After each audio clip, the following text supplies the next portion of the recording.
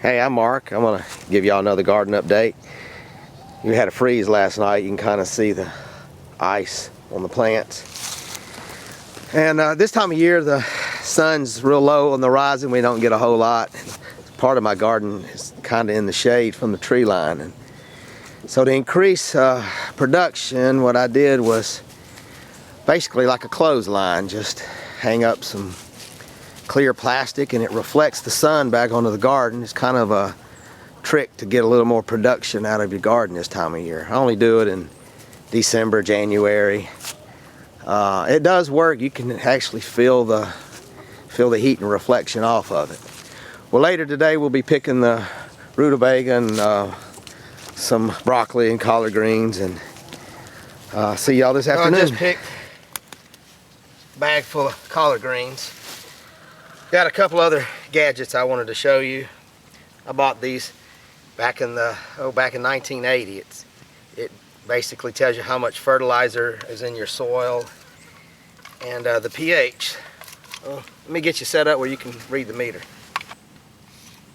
Well, if you can see the meter, it's got a little needle on it. This is the one for fertilizer. You just stick it in the ground. Try to find a good hard spot.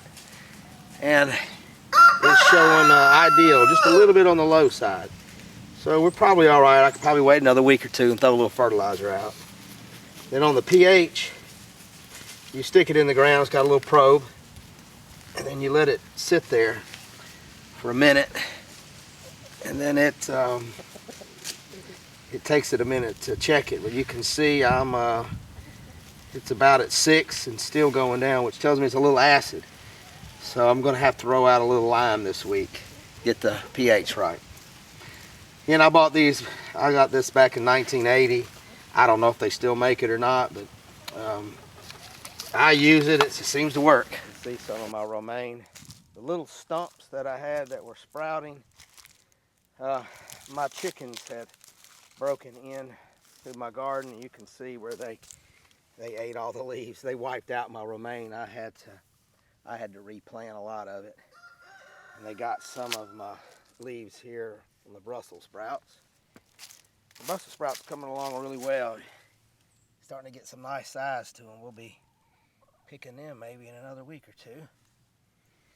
And same with the broccoli. It's the chickens have devastated some of my broccoli plants. They totally ate 2 of them there. And this is where my potatoes were, where we harvested last week, and I planted spinach. You can see them sprouting up. Almost looks like grass.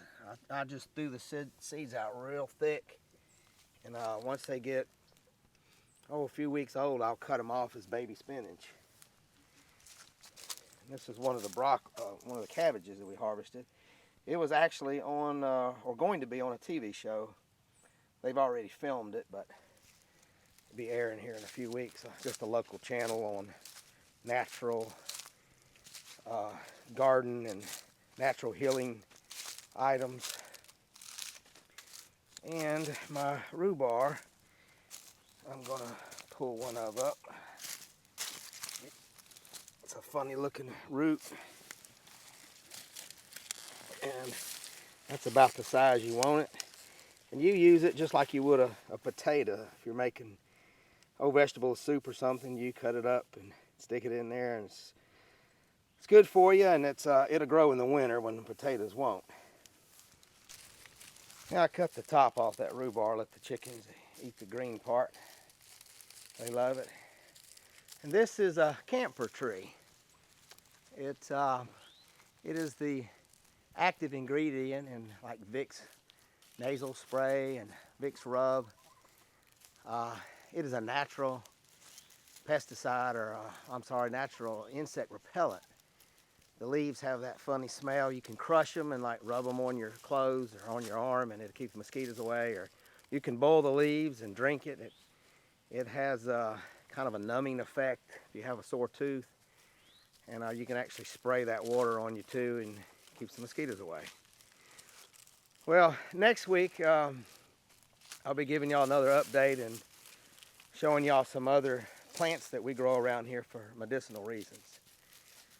We'll see y'all in a couple weeks.